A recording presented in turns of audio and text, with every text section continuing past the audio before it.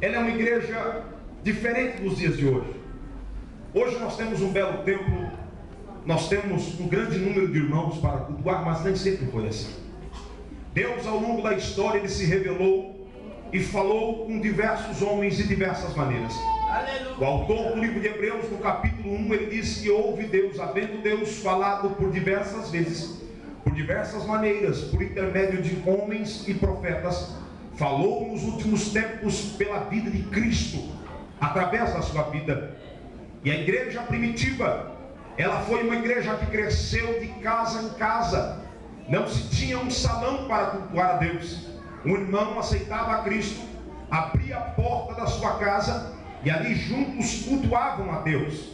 Ali juntos buscavam a presença de Deus. Eles não tinham um exemplar da Bíblia Sagrada. E é por isso que Paulo vem dizendo, enquanto até a gente poder ter uma Bíblia, quando vocês se reuniram, tem um salmo, o outro tem um hino, o outro tem um cântico espiritual, o outro tem uma palavra de exortação, o tudo se fazendo para a edificação do corpo de Cristo. E assim a igreja foi crescendo, assim a igreja foi desenvolvendo. A igreja primitiva, ela se alegrava quando alguém lhe escrevia uma carta de saudação, quando alguém colocava o seu nome no topo da carta, dizendo: eu sou fulano de tal, e estou escrevendo esta carta a você. O pastor daquela igreja então abria aquela carta e lia na presença de todos. Não tinha um exemplar da Bíblia Sagrada, mas aqueles pequenos fragmentos de palavras já eram suficientes para que a sua fé fosse elevada na presença do Deus Todo-Poderoso. Quando eu olho para a Bíblia Sagrada e eu vou começar a estudar a história da igreja de Filadélfia, não é uma grande igreja. Nós estamos falando de uma pequena casa de culto a Deus dentro de uma pequena cidade.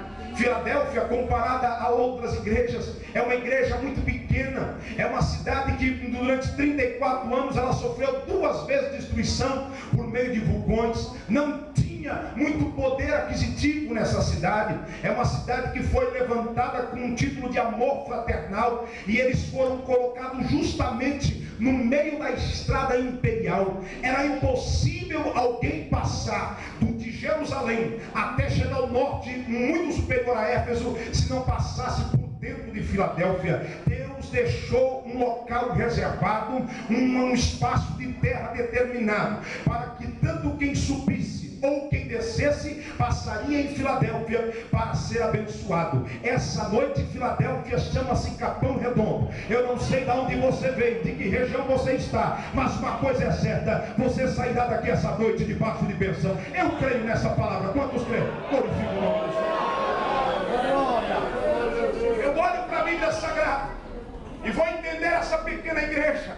É uma igreja que não tem muitos mestres, é uma igreja que não tem muitos sábios, é uma igreja que não tem muitos pastores, mas é uma igreja que ela é firme na oração.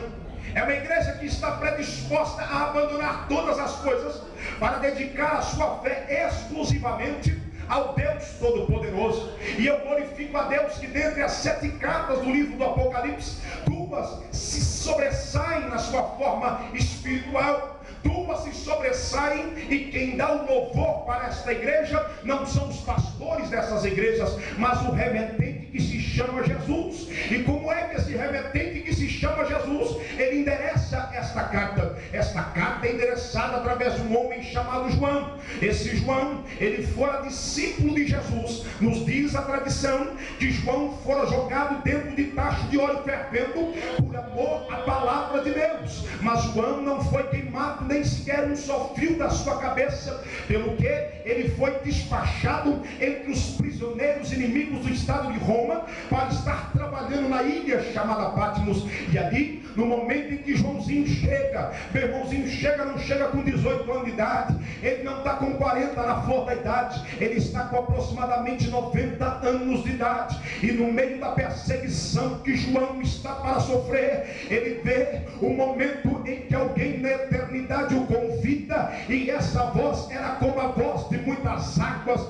João tenta descrever a personalidade daquele que está falando com ele, e o máximo que ele consegue reter através da sua palavra de oração é essa: eu voltei para ver quem é que falava comigo, e quando eu voltei, eu vi 7 candeeiros e no meio dos 7 candeeiros, alguém semelhante ao Filho do Homem, vestindo vestes talares, com um cinto à altura do peito. A sua cabeça era branca como a lã e como a neve, e os seus olhos eram como chama de fogo. Eu atentei-me para os seus pés, e eu pude ver que era como um latão reluzente, como refinado numa fornalha. Na mão direita ele tinha 7 estrelas, e da sua boca saía uma espada de 2 gumes. É bem verdade que esse texto é puramente figurativo, mas aqui está a autoridade do remetente que escreveu esta carta à igreja de Filadélfia. Esse remetente é aquele que anda no meio dos 7 candeeiros. O que é 7 candeeiros, pastor? Candeeiro é o que atrai a presença de Jesus Cristo para esta igreja.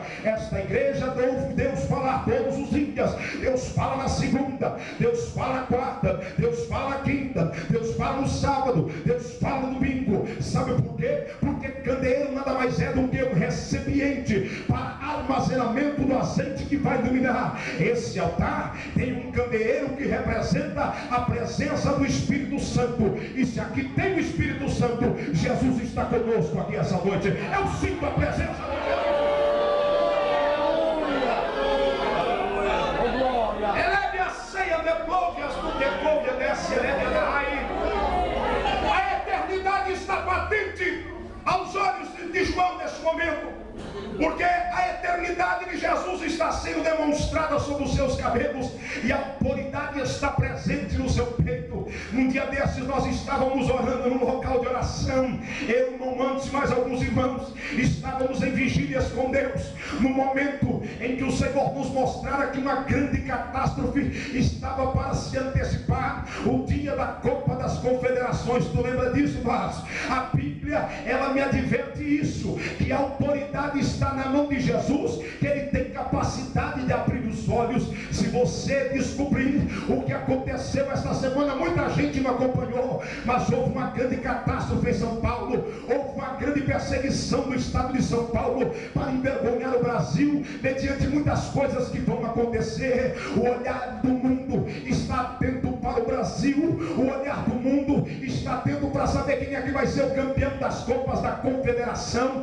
O olhar do mundo está atento para ver quem é que vai ganhar bola de ouro, chuteira de ouro, bola murcha, bola não sei o que. Está todo mundo de olho, mas o homem atentou para o alto e viu um momento que a autoridade se manifestou. Há uma grande crise de autoridade dentro de casa.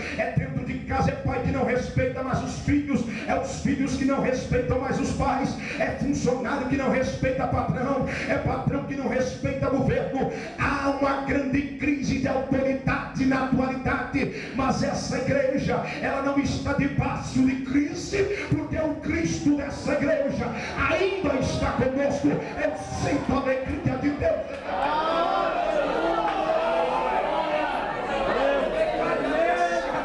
Eu observo que o meu irmão João vem dizendo que na mão direita desse Cristo tem 7 estrelas. O que é que ele quer dizer com as 7 estrelas? As estrelas representadas no livro do Apocalipse nada mais é do que os pastores que têm que estar na palma da mão de Jesus Cristo. Pastor que não anda segundo a vontade de Deus, ele não tem a proteção de Jesus Cristo. Mas o pastor que ora, o pastor que jejua, o pastor que busca, o pastor de excelência, pode ficar tranquilo, nós estamos na palma da mão de Deus, e ele leva-nos para onde ele quer, para onde ele direcionar. E é esse pastor que está na mão de Jesus Cristo que o meu irmão João escreve. Ele escreve primeiro à igreja de Pérgamo. A esta igreja há uma mensagem profunda, há uma mensagem tremenda. Eu conheço as tuas obras, igreja de Pérgamo, mas tenho um porém. Eu quero que você retorne ao primeiro amor, senão brevemente eu virei a ti e removerei o teu castiçal. Ele endereça a sua mensagem à igreja de Esmirna. A igreja de Esmirna, ele dita uma mensagem: ser fiel até a morte e dar-te-ei a coroa da vida. Ali a palavra de Deus está dizendo que a igreja ela passaria por uma grande perseguição, uma perseguição de 10 dias. 10 dias não são simplesmente 10 dias literais, mas seriam 10 imperadores que estariam perseguindo aquela igreja. Há quem diga que a história da igreja está representada pelas 7 igrejas da Ásia. Igreja do Senhor, é tempo de nós começarmos a andar de joelho. Mas por que, pastor? Porque uma grande perseguição está sendo levantada contra a vida da igreja. Muita gente vai participar de muitas perseguições. Oxalá que o Senhor venha buscar a sua igreja antes. Mas existem muitas pessoas que não estão andando com a vida no altar, não estão participando com a alegria do corpo de Cristo. Eu tenho uma mensagem de Deus para você aqui essa noite. Jesus está prestes a vir buscar a sua igreja.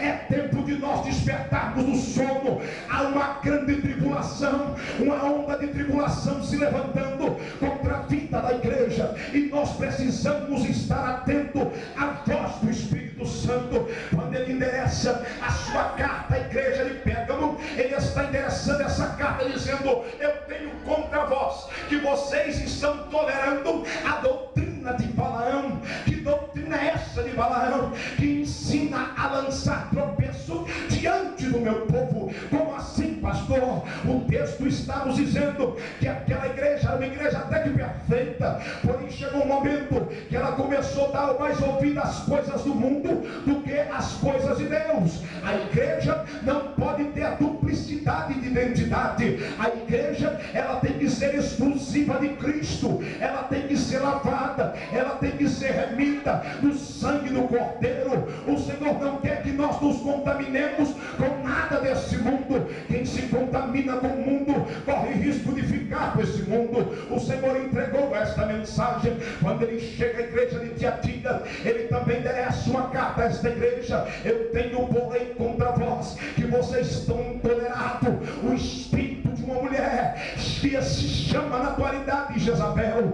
Muita gente estava dando ouvido a esta mulher, e muitos até estavam se prostituindo e achando que Deus estava concordando com essas coisas. Porém a Bíblia nos relata que a palavra de Deus nos diz que esta mulher foi colocada no leito de morte, e todos aqueles que estavam compactuando com seus ensinos foram colocados tremendamente em tribulação.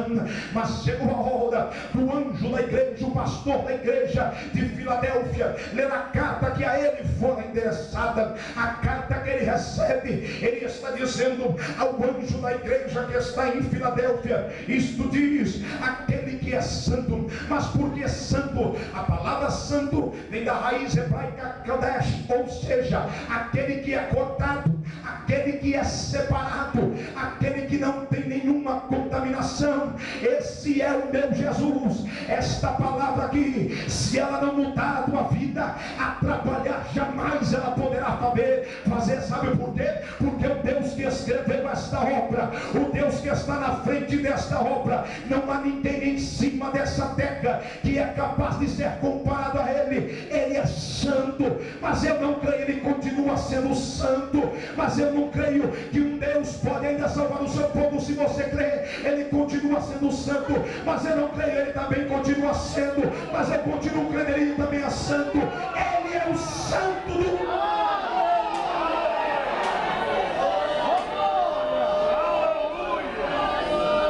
Não pode ter erro no remetente. Ele ainda dá uma autenticidade. O quê? Ele coloca a expressão grega chamada aletheia, ou seja, ele é o verdadeiro.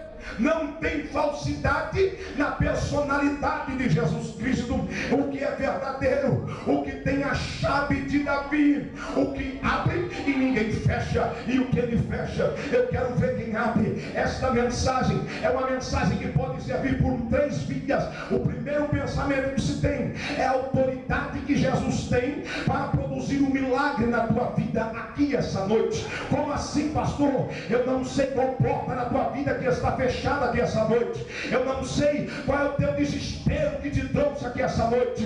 Mas uma coisa eu quero lhe dizer: a chave da autoridade está na mão de Jesus Cristo. Mas como assim, pastor? Há um texto maravilhoso retratado na carta aos Romanos, capítulo 4, verso número 17, se não me falha a memória, que Deus Deus chama a existência as coisas que não são, como que se já fosse. Por seu intermédio de você estar aqui essa noite, pode crer, as portas da tua vida serão abertas aqui essa noite. Muitas portas sairão daqui essa noite, com muita gente sairão com posse de vitória, porque muitas portas estão se abrindo aqui nesse momento. Eu irei adiante de ti, endireitarei os caminhos tortuosos, quebrarei as portas de bronze. Se tiver terreno de ferro, eu quebro aqui essa noite, só para te dar vitória.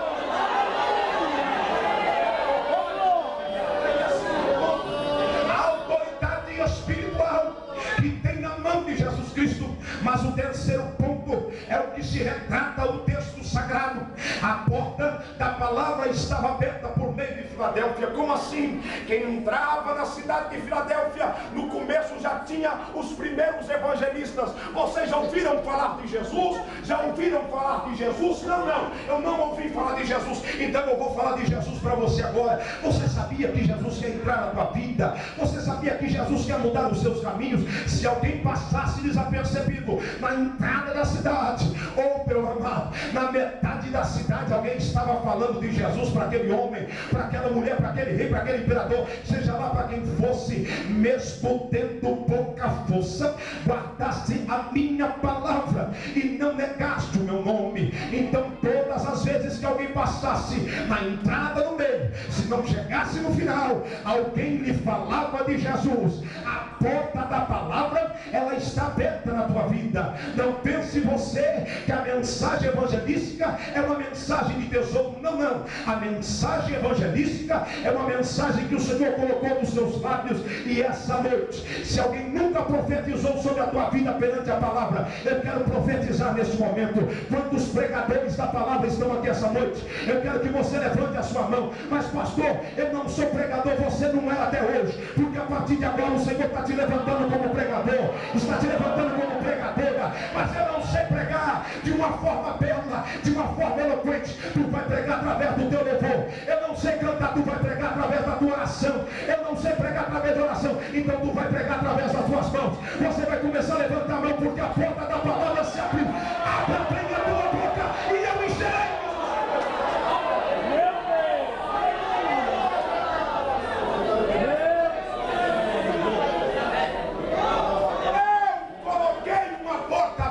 Diz o Senhor.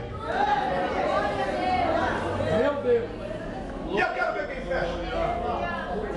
Quer ver quem? Anai.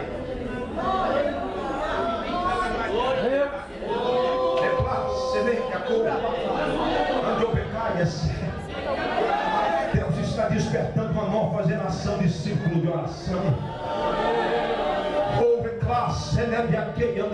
Segundo o maior doutor de autoridade da atualidade, seu nome é John Maxwell.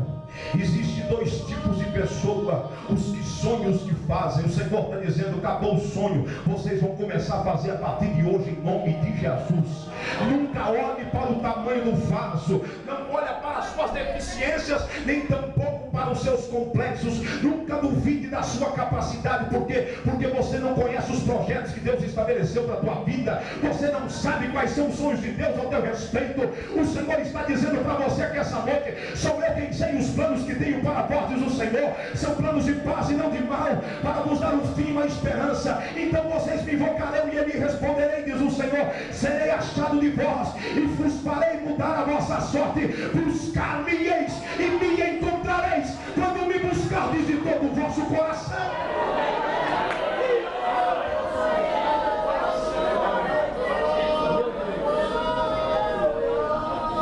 Mas pastor, para que eu preciso pregar a palavra? Porque tu tens prova.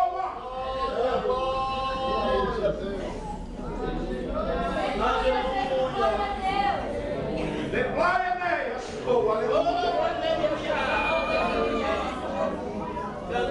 Igreja de Filadélfia,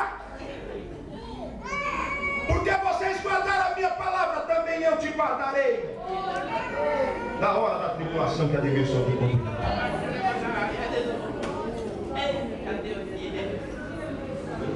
Está todo mundo acostumado com os fenômenos. É tanto fenômeno que tem na terra.